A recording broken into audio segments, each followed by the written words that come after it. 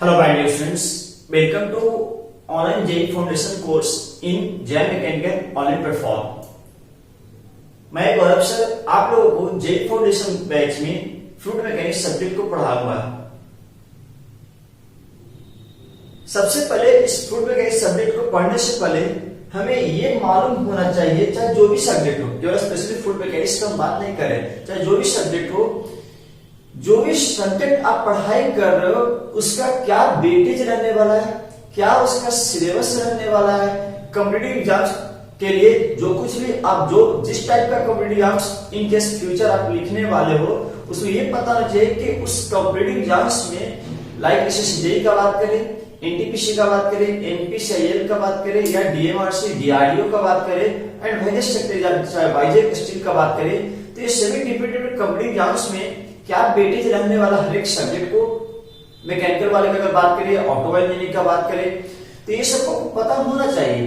तो सबसे पहले हम लोग फ्लूइड मैकेनिक्स सब्जेक्ट का हम मेनली का वेटेज देखेंगे, कितना क्वेश्चंस इस सब्जेक्ट से डायरेक्टली क्वेश्चंस आते रहते हैं डिफरेंट कॉम्पिटिटिव एग्जाम्स में। साथ साथ इस सब्जेक्ट का क्या क्या सिलेबस रहने वाला है। मोस्ट इंपॉर्टेंट पहला स्टेप यही होता है, जो भी स्टूडेंट्स किसी भी कॉम्पिटिटिव एग्जाम्स का अगर प्रिपरेशन कर रहे हैं तो सबसे पहले बात ये जरूरी है कि सबसे पहले उस स्टूडेंट्स को, उस बच्चे को सबसे पहले जो भी सब्जेक्ट पढ़ाई करे उसका सिलेबस पता होना चाहिए एग्जैक्ट, कि हाँ इस टॉपिक से ये क्वेश्चन आते हैं, इस टॉपिक से यहाँ तक क्वेश्चन आ सकते हैं। क्या क्या सिलेबस, बहुत सारे सब्जेक्ट होते हैं, बहुत ज्यादा सिलेबस रहते हैं, लेकिन कौन से सिलेबस, कौन से पॉइंट पे, किस टॉपिक पे हमें ज्यादा फोकस करना है, किस पे थोड़ा सा अधिक कर सकते हैं, तो ये सब आपको पता होना चाहिए बाबू। समझ में आया? तो चलिए सबसे पहले हम आज बात करेंगे इस सब्जेक्ट को पढ़ने से पहले क्या इसका क्या वेटेज रहने वाला है और क्या क्या सिलेबस रहने वाला है। ऑलरेडी आप इस सब्जेक्ट को सेमेस्टर्स में पढ़े होंगे,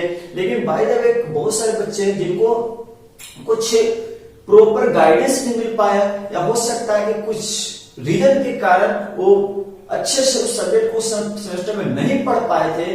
तो वो बच्चों के लिए सबसे पहले इस सब्जेक्ट को जरूरी है कि बेसिक से क्या करें, पढ़ाई करें। साथ साथ जो बच्चे अच्छे तरीके से सेमेस्टर पढ़ाई किए तो भी कम से कम 20 से 25% जो सिलेबस होता है फ्लूइड मैकेनिक्स का, जो कि कॉम्पिटिटिव में आते रहते हैं, उस टॉपिक को नहीं पढ़ पाते क्योंकि सेमेस्टर्स में सिलेबस के पार्ट नहीं रह पाता। जैसे अगर हम बात करें बायोमेशियन फ्लोटेशन, ये जनरली क्या होता है बाबू कि आपके सिलेबस में नहीं रहता है। साथ साथ अगर हम बात करें कि फ्री वोर्टेक्स और forced vortex motion, that is vortex motion syllabus में नहीं रहता है। बाउंड्री लेयर थ्योरी क्या रहता है, सिलेबस में नहीं रहता है। डायमेंशनल एनालिसिस भी सिलेबस में नहीं रहता है। फ्लो थ्रू माउथपीस और फिशर ये भी सिलेबस में नहीं देता है। तो ये सब हमें पढ़ना होगा एक्स्ट्रा, क्योंकि हमें क्या करना है, कॉम्पिटिटिव एग्जाम्स को क्या करना है, क्रैक करना है। और कॉम्पिटिटिव एग्जाम्स में क्या होता है कि अगर सेंट्रल गवर्नमेंट का एग्जाम्स का बात करें तो वहां तो ये सभी टॉपिक जितना भी बोले हैं, ये सभी टॉपिक से क्वेश्चन अच्छे खासे मेजर रूप में आते रहते हैं बाबू। चलिए तो हमें क्या करना है, इस सभी को पढ़ाई करना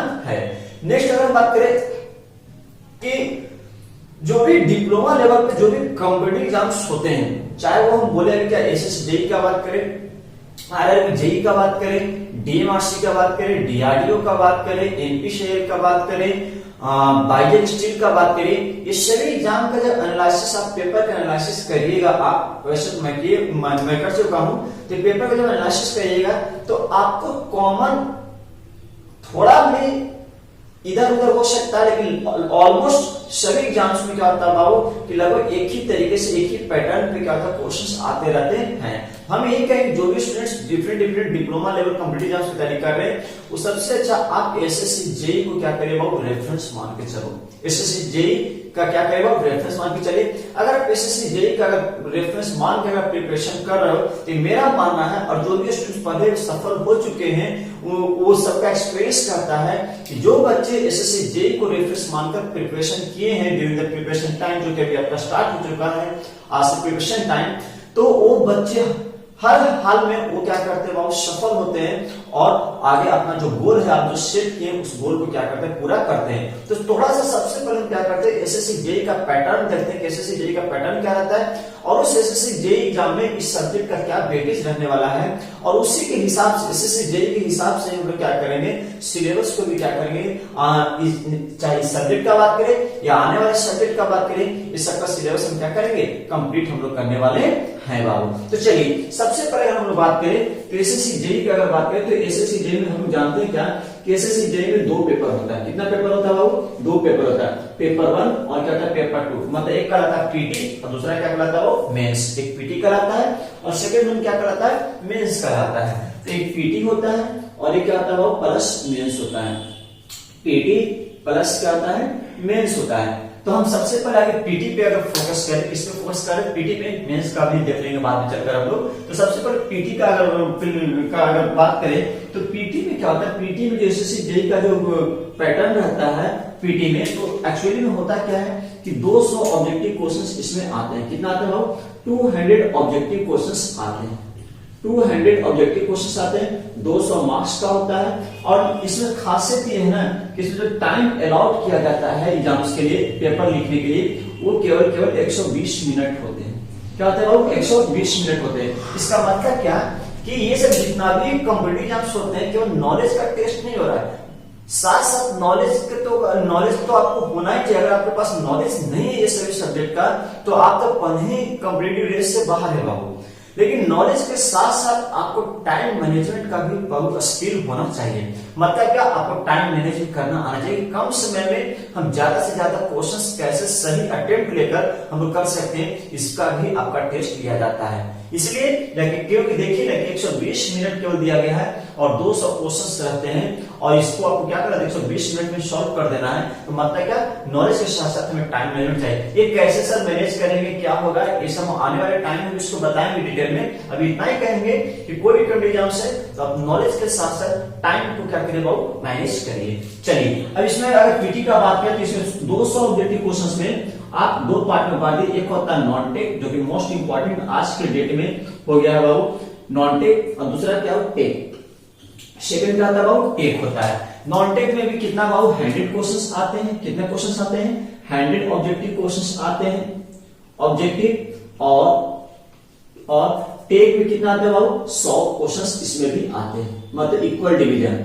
अब इस टेक में क्या कौन कौन से सब्जेक्ट आ जाते हैं, तो thermodynamics, basic thermodynamics, fluid mechanics, IC engine, heat and mass transfer, power plant, उसके theory of machine, engineering mechanics, strength of material, machine design, theory of machine, ये सब सब्जेक्ट आ जाते हैं। साथ साथ क्या वो मैन्युफैक्चरिंग वाला सेक्टर पूरा, मटेरियल साइंस, उसके metal cutting, metal forming, casting, welding, ये सब टोटल आप। फिर थोड़ा सा इंडस्ट्रियल रिसर्च का आता है, मतलब इंडस्ट्रियल ऑपरेशंस रिसर्च, इसका भी थोड़ा सा पार्ट्स आपसे पूछे जाते हैं। तो मेनली क्या हम आज जो अभी बात करेंगे, किसका बात करेंगे, फ्लूइड मैकेनिक्स का बात करेंगे। आप जब भी पेपर का अध्ययन करिए बाबू, एसएससी जेईई का पेपर, चाहे आप 2020 का करिए, 2020 का करिए, 2018 करिए, 2017 का बात करिए, तो हमेशा आप एनालिसिस जब करिए, एक शिफ्ट में एग्जाम नहीं होता, वो डिफरेंट शिफ्ट्स में क्या होता है, एग्जाम्स होते हैं। तो आप ये अध्ययन करिएगा तो ऑलमोस्ट फ्लूइड मैकेनिक्स के साथ साथ एक होता है फ्लूइड मशीनरी भी होता है। क्या होता है, फ्लूइड मशीनरी, जैसे वाटर टरबाइन, वाटर पंप और इंपैक्ट जेट का जो हम पढ़ते हैं सेमेस्टर्स में, वो भी होता है। लेकिन जब इसको पढ़ाएंगे तो फ्लूइड मैकेनिक्स अलग, फ्लूइड मशीनरी अलग हम पढ़ाएंगे बाबू। अब दोनों को जब कंबाइन करते हैं तो मेनली जो क्वेश्चंस आते हैं एसएससी जेईई में, आउट ऑफ 100 क्वेश्चंस, मतलब टेक्निकल में कितना क्वेश्चंस है, 100 क्वेश्चंस है। तो आप सोचिए कि इस सब्जेक्ट से स्पेशली फ्लूइड मैकेनिक्स और मशीनरी को अगर मिलाइएगा तो कम से कम 30 क्वेश्चंस, 30 क्वेश्चंस मिनिमम किससे आ जाते हैं लोग, इस फ्लूइड मैकेनिक्स और मशीनरी से। आप सोचिए इस 30 क्वेश्चन 100 में आउट ऑफ 100 30 क्वेश्चन इसी सब्जेक्ट से आ जाते हैं। मतलब क्या, अगर इस सब्जेक्ट पर अगर आपका कमांड बहुत ही बढ़िया है, इस सब्जेक्ट का बहुत ही अच्छे तरीके से अगर आप पढ़ाई किए, इस सब्जेक्ट में सभी क्वेश्चंस, जो भी क्वेश्चंस पॉसिबिलिटी हो सकता है, वो सब अगर आप अच्छे से लगा लिए हैं तो आप ये 30 क्वेश्चंस आप क्या कर सकते हैं, सही कर सकते हैं बाबू। और इस 30 क्वेश्चंस को बनाने के लिए अगर आप अच्छे से पढ़ाई किए, खूब प्रैक्टिस किए, खूब पहले टेस्ट दिए हैं, ये सब अगर आप किए तैयारी बाबू, तो आप 30 क्वेश्चंस विद इन आप 8 से 9 मिनट, 8 से 9 मिनट, मैक्सिमम 10 मिनट में आप इस 30 क्वेश्चंस को क्या कर सकते हैं, बहुत ही आसानी वे में सॉल्व कर सकते हैं। ये कैसे सर 30 मिनट में 10 मिनट में 30 क्वेश्चन सॉल्व होंगे, ये हम बताएंगे। और ये एक बार का बात है, आप पेपर एनालिसिस करिए तो हमेशा हमेशा SSC में 30 क्वेश्चन लगभग ऑलमोस्ट ऑन एन एवरेज आते हैं। 2-3 इधर भी आ सकते हैं, बहुत कभी 25 आते हैं, कभी 28 आते हैं, कभी 24 आते हैं, लेकिन मैक्सिमम 30-32 क्वेश्चन तक चले गए। एक बार तो 35 क्वेश्चन भी चला गया था 100 में। मतलब इस सब्जेक्ट का हमेशा वेटेज SSC जेईई में रहता ही है। अब बात है कि सर कि बाकी सब्जेक्ट से कितना क्वेश्चंस आते रहते हैं, क्या वेटेज रहता है, हम आने वाले टाइम में बात करेंगे। अभी हम केवल फ्लूइड मैकेनिक्स का बात करें, मतलब फ्लूइड मैकेनिक्स 30 क्वेश्चन इससे रहते हैं। पूरा SSC जेईई का जो क्या पूरा प्रक्रिया रहता है सर, क्या किसका क्या वेटेज रहता है, ये सब टोटल इसके लिए हम एक स्पेशल वीडियो ही बनाएंगे। लेकिन स्पेशली आज हम लोग थोड़ा सा फ्लूइड मैकेनिक्स के बारे में हम देख लेते हैं कि इसका वेटेज क्या है और इसका क्या सिलेबस रहने वाला है। अब सोचिए, आपको कहने में लग रहा है कि सर 30 क्वेश्चन तो 100 में 30 क्वेश्चन एकदम से आ जा रहे हैं और 10 मिनट में सॉल्व हो जाते, कितना आसान है।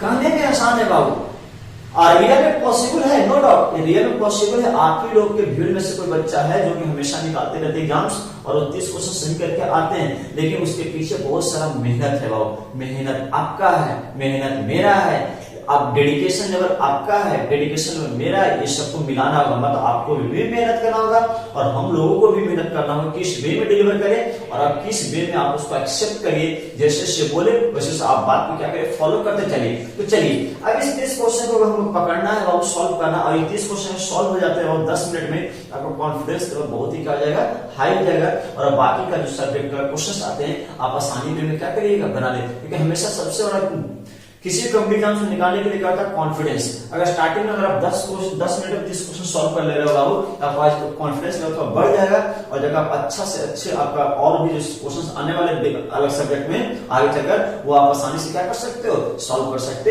हो बाबू। तो चलिए अब हम ये देखते हैं कि क्या सिलेबस रहने वाला है, हमें कौन कौन सा टॉपिक पढ़ना रहता है सर कॉम्पिटिटिव एग्जाम्स के लिए, कौन सा टॉपिक सेमेस्टर में पढ़े, कौन सा टॉपिक सेमेस्टर में नहीं पढ़े। तो मतलब जो टॉपिक सेमेस्टर में नहीं पढ़े हैं उस पर तो हमें और भी फोकस करना होगा ना, और जो टॉपिक हम सेमेस्टर में पढ़े हैं उस पे हमें नंबर ऑफ क्वेश्चंस को और क्या करना होगा, वो सॉल्व करना होगा।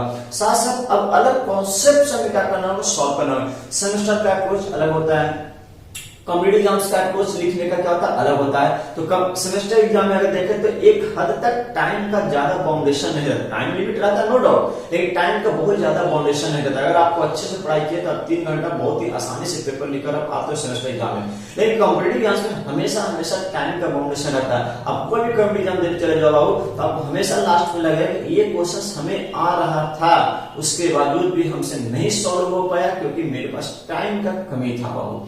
क्योंकि कम्युनिकेशन में टाइम का लिमिटेशन हमेशा ही ज्यादा रहता है बाबू, समझ में आ रहा है। तो चलिए हमें ये पता करना होगा कि with in the time limit हमें हर एक सब्जेक्ट को कैसे क्या पढ़ना और क्या क्या सिलेबस रहना है, इसको हमें क्या करना होगा बाबू, देखना होगा। क्योंकि आपको देखिए पहले स्टार्टिंग में बोल दे कम्युनिटी एग्जाम्स कभी भी नॉलेज का ही कभी टेस्ट नहीं, नॉलेज तो होना ही होना चाहिए। टाइम मैनेजमेंट क्या बहुत ही इंपॉर्टेंट है। तो हमें कम समय में ज्यादा से ज्यादा क्वेश्चन कैसे बने, कौन से टॉपिक में ज्यादा फोकस करना है, इसको हमें क्या करना होगा, वो देखना होगा। तो चलिए इसको हम लोग क्या करते हैं, डिलीट करते हैं। पूरे SSC जेईई का एक अलग से इसका वीडियो इसको बनाएंगे बाबू, और हम आपको बताएंगे कि हाँ इसको कौन सा किस सब्जेक्ट का क्या वेटेज रहने वाला है और कैसे हम इसको टाइम के साथ हम with in the time limit कैसे इस एग्जाम को क्रैक कर सकते हैं, क्या प्रिपरेशन रहने वाला है, कैसे प्रिपेयर करें SSC जेईई एग्जाम का, इसका पूरा हम एक अलग से वीडियो लेक्चर बनाएंगे।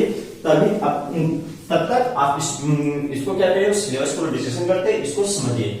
मैंने फ्लूइड मैकेनिक्स का सिलेबस की अगर हम बात करें, किसका बात करें, सिलेबस की अगर बात करें तो मेनली हम इसको जो कंप्लीट करेंगे टोटल 6 मॉड्यूल में कंप्लीट करेंगे। कितने मॉड्यूल में कंप्लीट करेंगे, 6 मॉड्यूल में क्या करेंगे, कंप्लीट करेंगे। समझ में आ रहा है, कितना मॉड्यूल में कंप्लीट करेंगे, 6 मॉड्यूल में कंप्लीट करेंगे। केवल फ्लूइड मैकेनिक्स मशीनरी पार्ट को भी हम इंक्लूड नहीं किए, मशीनरी हम अलग से पढ़ाएंगे बाबू। तभी केवल फ्लूइड मैकेनिक्स का बात करें, टोटल कितने मॉड्यूल में कंप्लीट करेंगे, 6 मॉड्यूल में कंप्लीट करेंगे। सबसे पहले मॉड्यूल नंबर 1 जो कहलाएगा M1 लिखिए। M1 का मतलब क्या होता है, M1 का मतलब होता है मॉड्यूल। क्या मतलब होता है वो, मॉड्यूल। क्या मतलब होता है, मॉड्यूल। तो सबसे पहले मॉड्यूल 1 में आप फ्लूइड मैकेनिक्स पढ़ रहे हैं तो आपको बेसिक आइडिया होना चाहिए कि फ्लूइड क्या होता है, बेसिक आइडिया होना चाहिए कि फ्लूइड क्या होता है और फ्लूइड सॉलिड से कैसे अलग है ये आपको पता होना चाहिए। अगर आपको ये दो बात पता चल गया कि फ्लूइड क्या होता है और फ्लूइड सॉलिड से क्या कैसे अलग है, तो आप बहुत हद तक आप इस सब्जेक्ट को आप जान जाओगे। बेसिक अगर आइडिया लग गया अब इस सब्जेक्ट में क्या पढ़ना है और क्या होने वाला है, आपको बहुत हद तक जानकारी आपको मिल जाएगा। अब जब फ्लूइड का बात करेंगे तो फ्लूइड के साथ एसोसिएटेड बहुत सारा प्रॉपर्टीज होता है जिसको फ्लूइड प्रॉपर्टीज कहते हैं। इसी फ्लूइड प्रॉपर्टीज को आपको जानने से ही जो भी नेचुरल फिनोमेना हो रहे हैं नेचर में हम लोग के आंख के सामने, वो सब आपको समझ में आएगा। चाहे अगर वो जो ग्रास होता है उसमें जो शीत गिरता है उसका शेप स्फेरिकल ही क्यों बनता है सर, पेड़ में पानी नीचे रूट में देते हैं लेकिन जाकर पानी कहा जाता है, किसी भी पत्ते को आप तोड़िए तो वहां से वाटर लगता ही निकलता है। तो कैसे और कैपिलरी एक्शन के कारण हो सर, नदी में कैसे वाटर फ्लो कर रहा है सर, पाइप फ्लो, ये सब क्या है सर। तो ये सब पूरा जो फिनोमेना जो भी फिनोमेना है ये सब किसका बात करेंगे बाबू, फ्लूइड प्रॉपर्टीज को समझने के बाद ही हम लोग को समझ में आएगा। तो मतलब क्या कि सबसे पहला जो मॉड्यूल है वो क्या है, फ्लूइड एंड इट्स प्रॉपर्टी। तो इसमें क्या क्या पढ़ेंगे कि फ्लूइड क्या होता है, फ्लूइड सॉलिड से कैसे अलग है और उसका वेरियस फ्लूइड प्रॉपर्टीज लाइक, सुनते चलिएगा ध्यान से बाबू, लिखते हुए चलिए आप डिटेल में, हम तो केवल वो मॉड्यूल लिख लेंगे, आप डिटेल में लिखते हुए चलिए कि फ्लूइड एंड इट्स प्रॉपर्टी में तो सर क्या क्या डिस्कशन करेंगे। तो पहला क्या डिस्कशन होगा कि फ्लूइड क्या होता है, फ्लूइड सॉलिड से कैसे अलग है, और अगर प्रॉपर्टी से अगर हम बात करें तो मैंने इसमें क्या क्या बात कर सकते हैं, इसमें हम ये देख सकते हैं कि पहला कि मास डेंसिटी क्या होता है, वेट डेंसिटी क्या होता है, स्पेसिफिक ग्रेविटी क्या होता है, रिलेटिव डेंसिटी क्या होता है, कंप्रेसिबिलिटी क्या होता है।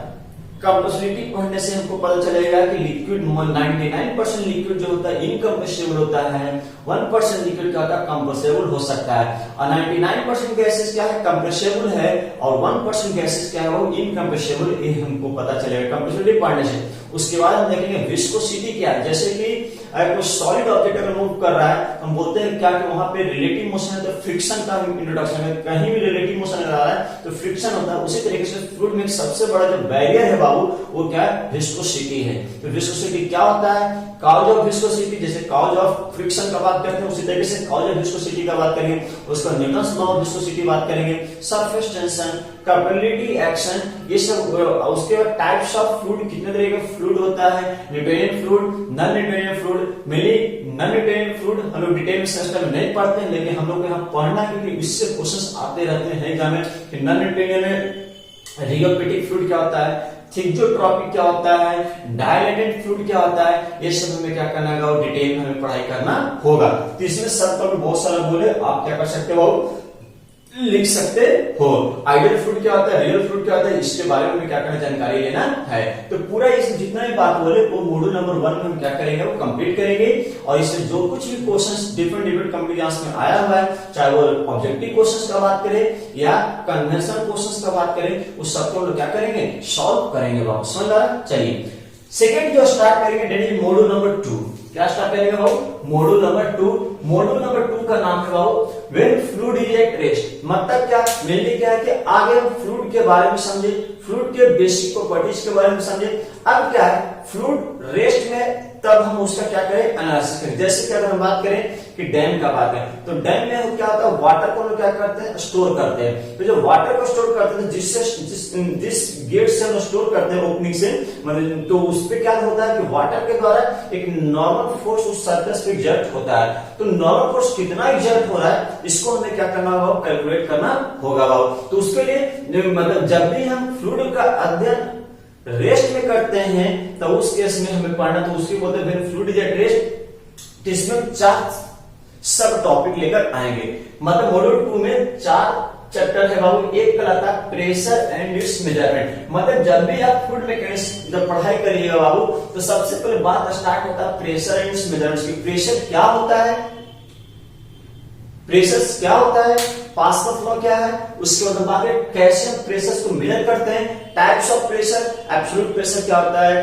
गेज प्रेशर क्या होता है, वैक्यूम प्रेशर क्या होता है, एटमॉस्फेरिक प्रेशर क्या है, ये सब का हम बात करेंगे कि ऑल्सो कैसे डिफरेंट प्रेशर हम कैसे मेजर कर सकते हैं, ये मोस्ट इंपॉर्टेंट है। तो पहला चैप्टर क्या होता है, pressure and it's measurement. Second होता है हाइड्रोस्टैटिक फोर्सेज। हाइड्रोस्टैटिक फोर्सेस का मतलब क्या कि वही बोले क्या कि जब कोई वाटर रेस्ट में है तो उस रेस्ट वाटर से कितना फोर्स एग्जर्ट, जैसे कोई एक बोतल है उसमें अगर वाटर स्टोर है, कोई वाटर बोतल उसमें वाटर क्या स्टोर है, मतलब फ्लूइड क्या रेस्ट, तो उस वाटर के द्वारा उस बोतल सरफेस पे जिस मटेरियल का बोतल बना हुआ उस पे कितना फोर्स एग्जर्ट करा, मतलब क्या कोई बोतल है जिसमें वाटर स्टोर है बाबू, तो उस कोई भी किसी मटेरियल का बना होगा तो उसका क्या थिकनेस रखे, थिकनेस कितना रखे, ना ज्यादा कम रख सकते ना ज्यादा रख सकते हैं, तो थिकनेस कितना रखे ये इंपॉर्टेंट है कि आगे ये पता करना होगा कि जिस वाटर को उसमें स्टोर करना है उस वाटर के द्वारा कितना फोर्स एग्जर्ट होगा उस पे, तो उसी को रजिस्ट करना है। रेडी,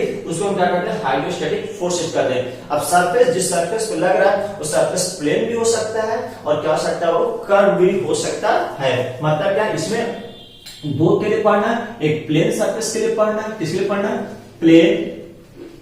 प्लेन सरफेस, और सेकंड किसके लिए पढ़ना हो कर्व सरफेस के लिए पढ़ना है, किसके लिए कर्व सरफेस के लिए हमें क्या करना है पढ़ाई करना है।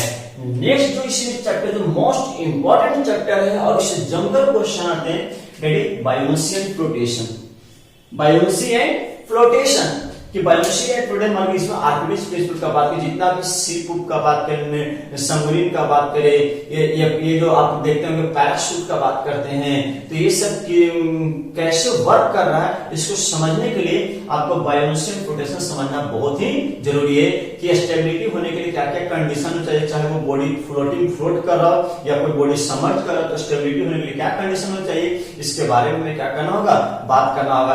अपैरेंट वेट क्या होता है, रियल वेट क्या होता है, ये सब टोटल हम इस टॉपिक के अंदर क्या करेंगे कवर करेंगे, और बहुत ही मोस्ट इंपॉर्टेंट टॉपिक है बाबू क्योंकि इससे क्वेश्चन बहुत ही ज्यादा आते रहते हैं और कहीं कहीं क्या होता है सेमेस्टर्स में नहीं पढ़ना होता है तो बच्चा इसको छोड़ देते हैं। आप बायोमेसी एंड फ्लोटेशन बिना पढ़े हुए आप फ्लूइड मैकेनिक्स को आप एज्यूम नहीं कर सकते। अगर आप बायोमेसी एंड फ्लोटेशन अगर आप नहीं पढ़े तो फ्लूइड मैकेनिक्स पढ़ना व्यर्थ है बाबू, ये इसी से समझिए कि क्या इस चैप्टर का इंपॉर्टेंस रहने वाला है। उसके बाद देखना है वोर्टेक्स मोशन, क्या देखना है वो वोर्टेक्स मोशन, एक होता है फोर्स्ड वोर्टेक्स और एक आता है वो फ्री वोर्टेक्स, एक होता है फोर्स्ड वोर्टेक्स और एक आता है फ्री वोर्टेक्स, ये दोनों क्या होता है इसके बारे में हमें क्या पढ़ना है, क्या कंडीशन होना चाहिए फोर्स्ड वोर्टेक्स मोशन का और फ्री वोर्टेक्स मोशन का क्या कंडीशन होना चाहिए इसके बारे में भी हमें क्या करना होगा जानकारी लेना होगा, और ये सब क्वेश्चन आते रहते हैं और इस सेमेस्टर से जनरली बच्चे लोग नहीं इसको पढ़ते इस टॉपिक को। नेक्स्ट अब जब फ्लूइड टेस्ट और इस सभी टॉपिक्स को कवर कर लेंगे तब मेरा दुनिया चेंज हो जाएगा। तो दुनिया क्या चेंज हो जाएगा कि अब फ्लूइड कभी भी रेस्ट में एनालिसिस नहीं करेंगे, अब हम फ्लूइड को मोशन एनालिसिस करेंगे। मतलब मोशन का मतलब क्या कि फ्लूइड समय के रिस्पेक्ट में वो अपना पोजीशन क्या करेगा चेंज करेगा। अब जब बताइए कि कोई भी फ्लूइड समय के रिस्पेक्ट में पोजीशन कब चेंज करेगा, जब उस पर फोर्स लगेगा, क्या लगेगा फोर्स लगेगा, तब मतलब क्या व्हेन मॉड्यूल नंबर 3 जो स्टार्ट करेंगे that is when fluid is in motion, when fluid is in motion. अब फ्लूइड इज इन मोशन, जब फ्लूइड मोशन में होगा तो इसमें दो चैप्टर लेंगे, एक फ्लूइड काइनेमेटिक्स और दूसरा क्या होगा फ्लूइड डायनेमिक्स। एक होगा फ्लूइड काइनेमेटिक्स और सेकंड क्या होगा वो फ्लूइड डायनेमिक्स। अब फ्लूइड काइनेमेटिक्स में यह है कि जिसके कारण फ्लूइड मोशन में आया that is due to mass और फोर्स, उसको कंसीडर नहीं करेंगे।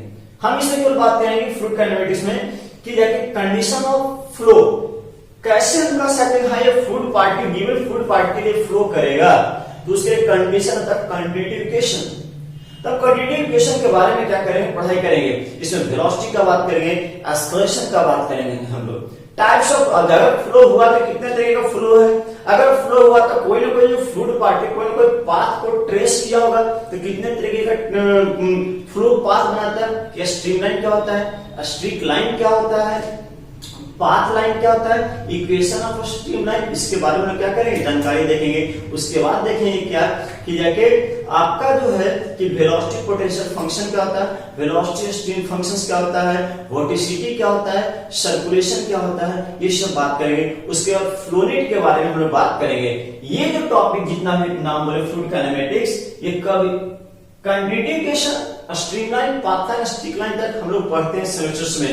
लेकिन उसके आगे चाहे तो वो हम अगर बात करें वोर्टिसिटी का बात करें, सर्कुलेशन का बात करें, वेलोसिटी पोटेंशियल फंक्शन का बात करें, वेलोसिटी स्पीड फंक्शन का बात करें, या इवन अगर हम बात करें किसका बाबू कि फ्लो रेट का बात करें, ये सब टॉपिक हम सेमेस्टर्स में पढ़ाई नहीं करते हैं और उसके आउट क्वेश्चन जो कॉम्पिटिटिव एग्जाम्स में आते हैं ये सब टॉपिक से बहुत ही ज्यादा आते हैं, मतलब फ्लूइड काइनेमेटिक्स से क्वेश्चंस भी बहुत ही जबरदस्त आने वाले हैं।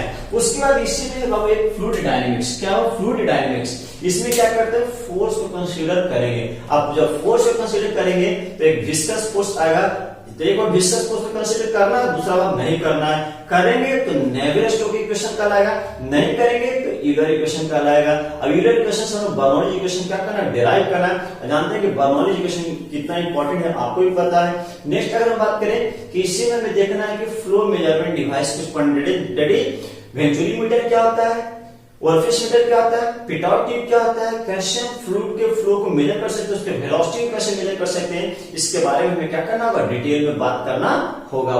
जब ये कंप्लीट हो जाएगा तब उसके बाद मॉड्यूल नंबर 4 को हम लोग स्टार्ट करेंगे। किसको स्टार्ट करेंगे, मॉड्यूल नंबर 4 को स्टार्ट करेंगे, that is flow through circular cross section. Flow through circular cross section, एक मैकेनिकल का बात करें या ऑटोमोबाइल इंजीनियरिंग का बात करें, एक मैकेनिकल ब्रांच या ऑटोमोबाइल ब्रांच का अगर बात करें तो flow through circular cross section that is flow, पहला इसमें पढ़ेंगे चैप्टर फ्लो थ्रू पाइप्स, बहुत ही ज्यादा इंपॉर्टेंट है क्योंकि आप देखिए एक सिटी से दूसरे सिटी में कोई भी ऑयल को अगर ट्रांसमिट कराना है तो मतलब किसके थ्रू, पाइप्स के थ्रू करते हैं। आजकल हम देखते हैं कि क्या कि हर घर जल योजना का बात करें या गैस पाइपलाइन का बात करें तो किसके थ्रू फ्लो करते हैं, पाइप के थ्रू।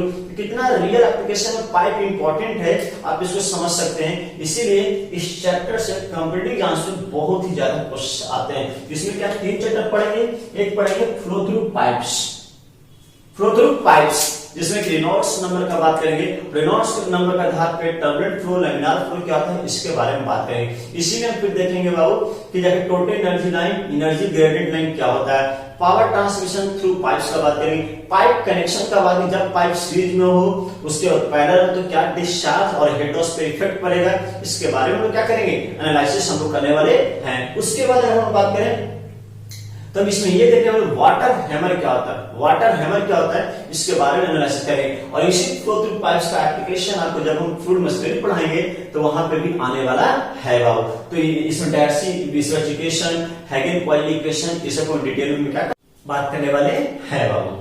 चलिए नेक्स्ट जब हम ये मॉड्यूल नंबर 4 कंप्लीट कर लेंगे तब उसके बाद नेक्स्ट मॉड्यूल है that is module number 5। Module number 5 क्या है, फ्लो ओवर प्लेट्स। प्लेट्स के ऊपर से कोई फ्लूइड को अगर फ्लो करवाएंगे तो उसके अंडर में क्या करना, 2 चैप्टर को हम लोग अध्ययन करेंगे। एक बाउंड्री थ्योरी का बात करेंगे और एक हम डायमेंशनल एनालिसिस का बात करेंगे। अगर बाउंड्री थ्योरी का बात करें तो आप ये समझिए कि इसमें ये समझने की कोशिश करेंगे कि अगर आप कोई भी एरोप्लेन का बात करें या आजकल हम बुलेट ट्रेन का जो बात करें तो उसका जो आगे का जो बॉडी का जो डिजाइन होता है वो एरोफॉइल शेप दे रहे हैं। तो हम एरोफॉइल शेप क्यों दे रहे हैं, मतलब क्या है, इसमें एक होता है ड्रैग फोर्स होता है और एक क्या होता है, लिफ्ट फोर्स होता है। तो हमें ये दोनों के बारे में एनालिसिस मेनली करना है। इसके अलावा इसमें बहुत कुछ हमें पढ़ना है और ये आपके लिए बहुत ही नया चैप्टर है लेकिन इससे क्वेश्चन जो आते हैं बहुत ही ज्यादा आते हैं। ये चैप्टर न केवल फ्लूइड मैकेनिक्स में इंपॉर्टेंट है, साथ साथ ये हीट एंड मास ट्रांसफर जो एक आपका सब्जेक्ट है उसमें भी मिलने वाला है बाबू। तो इससे क्वेश्चंस आते रहते हैं और ये आपके लिए नया है। नेक्स्ट अगर बात करें डायमेंशनल एनालिसिस, डायमेंशनल मतलब क्या, बहुत सारे हम लोग डायमेंशनल नंबर को पढ़ाई करेंगे जैसे कि Reynolds number, Froude number, Weber number, मैट नंबर, रायले नंबर। उसके बाद अगर हम लोग बात करें कि नसेल्ट नंबर क्या होता है, पेडेंटल नंबर क्या होता है, इसे डिफरेंट डायमेंशनल नंबर को हम लोग पढ़ाई करेंगे। और वैसा कोई भी कॉम्पिटिटिव एग्जाम नहीं है जहां पे टेक्निकल क्वेश्चंस आ रहे हैं तो उससे एक क्वेश्चंस डायमेंशनल नंबर से जरूर रहने वाले हैं बाबू। मॉडल क्या होता है, प्रोटोटाइप क्या होता है, इस सब के बारे में लोग पढ़ना है। और डायमेंशनल एनालिसिस आपके लिए क्या है, बहुत ही नया सब्जेक्ट है, नया टॉपिक है और ये सब क्वेश्चंस आते हैं तो इसके बारे में क्या करना, पढ़ाई करना है बाबू। नेक्स्ट है last module, module number 6, flow through orifices and mouthpiece. Flow through orifice and mouthpiece. इसमें के अंडर हम लोग पढ़ेंगे कि ओरिफिस के थ्रू फ्लो पे कितना डिस्चार्ज होगा, वेलोसिटी का फॉर्मूला क्या देखेंगे। इसमें 3 हाइड्रोलिक कोएफिशिएंट का बात करेंगे, coefficient of discharge, coefficient of velocity. उसके बाद हम देखेंगे क्या कि कोएफिशिएंट ऑफ कंट्रैक्शन क्या होता है, जिसको बिना कंट्रैक्टर का जो मिनिमम एरिया होता है कोएफिशिएंट ऑफ कंट्रैक्शन से डिफाइन करते हैं बाबू। तो ये सब देखेंगे। उसके बाद हाइड्रोलिक कोएफिशिएंट जो 3 देखे उसको एक्सपेरिमेंटली हम कैसे कैलकुलेट कर सकते हैं उसके बारे में बात करेंगे, और इससे भी क्वेश्चंस आते रहते हैं बाबू। उसके बाद हम लास्ट बात करेंगे माउथपीस की, माउथपीस क्या होता है इसके बारे में थोड़ा सा बेसिक इंट्रोडक्शन देखें कि यहाँ से क्वेश्चन कभी-कभी आपके एग्जाम में आते रहते हैं। तो टोटल 6 मॉड्यूल में हम इस सब्जेक्ट को दैट इज फ्लूइड मैकेनिक्स को कंप्लीट करने वाले हैं बाबू। फ्लूइड मशीनरी अलग से हम क्या करेंगे पढ़ाएंगे, तो उसके बाद अलग से उसका सिलेबस डिस्कशन भी करेंगे, जिसमें हम पढ़ाएंगे फ्लूइड मशीनरी उसमें उसका सिलेबस अलग से डिस्कशन करेंगे। लेकिन हाँ, फ्लूइड मशीनरी इसी सब्जेक्ट का एप्लीकेशन पार्ट है, लेकिन उसको एक साथ नहीं पढ़ा जा सकता क्योंकि ऑलरेडी फ्लूइड मैकेनिक्स बहुत ही बड़ा सिलेबस हो जाता है। आपके 6 मॉड्यूल इसी से रिज्यूम कर सकते हैं, इसमें बहुत सारे सब चैप्टर्स है तो बहुत ही बड़ा सिलेबस हो जाएगा। इसलिए उस सब्जेक्ट को अलग चैप्टर के रूप में, अलग सब्जेक्ट के रूप में हम लोग क्या करते हैं उसको पढ़ाते हैं। इतना बात समझ में आ रहा है? चलिए सर, तो सर अब जाइए, ये सब तो बात सिलेबस का बात हो गया। सर हम लोग क्या करें, कैसे क्या पढ़ाई करना है? तो कुछ नहीं करना है बाबू, आप मिलकर क्या करिए, सबसे पहले 400 से 500 पेज का व्हाइट पेज वाला कॉपी करके सबसे पहले परचेज कर लो, डिफरेंट कलर का पेन ले लो। उसके बाद क्या करना है कि जैसे जैसे हम लोग पढ़ाते जाएंगे उस वीडियो को सुनिए, जो कुछ भी बात बोर्ड पे लिखा हुआ है या जो कुछ भी बात अलग से दिया जाएगा मटेरियल, उसको क्या है कॉपी में प्रॉपर नोट्स होना जरूरी है बाबू। वो प्रॉपर नोट्स ही रहेगा जो कि आपका आखिरी का संपत्ति वो आपका कराएगा, और वही नोट्स आपको मदद करने वाला है। जब भी आप आगे किसी भी कॉम्पिटिशन देने जाओगे तो वही नोट्स आपको क्या करेगा, मदद करेगा बाबू। और वो नोट्स आप पढ़िएगा, खुद का बनाइएगा, तो वही आपका कॉन्फिडेंस लेवल में क्या करेगा, बूस्टअप करेगा। हाँ, हम इतना पढ़ाई किए हैं, सेमेस्टर में आप नोट्स बनाए नहीं बनाए कोई फर्क नहीं पड़ रहा है, आपको यहाँ पे नोट्स प्रॉपर बनाना होगा। वो सभी क्वेश्चंस को लगाना होगा उस कॉपी नोट्स में, जो क्वेश्चंस आते रहते हैं और हमेशा जाकर आने वाले हैं, इंपॉर्टेंट है, उस क्वेश्चंस को लगाना होगा। दूसरी बात, आपको इसके कॉपी नोट्स वीडियोस उतारना ही उतारना, लिखना ही, खुद का एक कॉपी नोट्स होना ही। साथ साथ जो हम असाइनमेंट देंगे, वर्कबुक के रूप में जो असाइनमेंट देने वाले हैं हर एक सब्जेक्ट में, उसको क्या करना, उस असाइनमेंट को, वर्कबुक को जैसे जैसे टॉपिक कंप्लीट हो जाएगा वैसे से आपको उसको क्या करना है, वो लगाते रहना है। उस वर्कबुक में जो क्वेश्चंस का कलेक्शन है बाबू, उसमें मिली इंग्लिश एग्जामिनेशन एक होता है यूपीएससी कंडक्ट करती है, वहां पे जो कुछ भी क्वेश्चंस आया उस तरह की, चाहे वो ऑब्जेक्टिव का बात करें, मेंस का बात करें, सभी क्वेश्चंस उसमें डाला गया है। सिविल सर्विस एग्जामिनेशन में मैकेनिकल ऑप्शनल सब्जेक्ट में जो कुछ भी क्वेश्चंस आया है उसको डाल दिया गया है। एसएससी जेईई में जो इंपॉर्टेंट क्वेश्चंस है आया हुआ है उसको डाला गया है। आरआरबी जेईई का बात करें, डीएमआरसी का बात करें, या एनपीसीआई का बात करें, या बायोलॉजी स्टील का बात करें, तो ये सभी क्वेश्चन उसमें डाल दिया गया। इसरो का भी कुछ क्वेश्चन उसमें डाला गया है। तो वर्कबुक को बहुत ही अच्छे तरीके से डिजाइन किया गया है, और उसमें जो कुछ भी क्वेश्चंस हैं उस क्वेश्चंस को अगर आप लगा लेते हो बढ़िया से, और आप जैसे जैसे बोलते हैं आप उसको अच्छे से पढ़ाई करें, इतना अगर आप सभी सब्जेक्ट में, कोई एक सब्जेक्ट का बात नहीं करे बाबू, टोटल सब्जेक्ट को आप अगर इसी वे में अगर पढ़ाई करें तो विद इन 7 मंथ आप कंप्लीट करते हो। क्योंकि टाइम लिमिटेशन है, ये नहीं कि इतना कंप्लीट करने में 2 साल तो फिर वो कुछ होने वाला कोई फायदा बेनिफिट नहीं वाला। आपका विद इन 7 मंथ मतलब कम समय में ज्यादा से ज्यादा मेहनत कर आपको क्या करना है, कॉम्पिटिशन क्रैक करना होगा।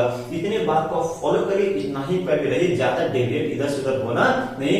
जो कुछ भी बात, पहला बात कॉपी नोट्स, दूसरा बात वर्कबुक का जो है क्वेश्चन उसको क्या करें, लगाओ। ये टाइम जब तक पढ़ा रहे तब तक ये काम कर दे, उसके जरिए पढ़ लीजिए।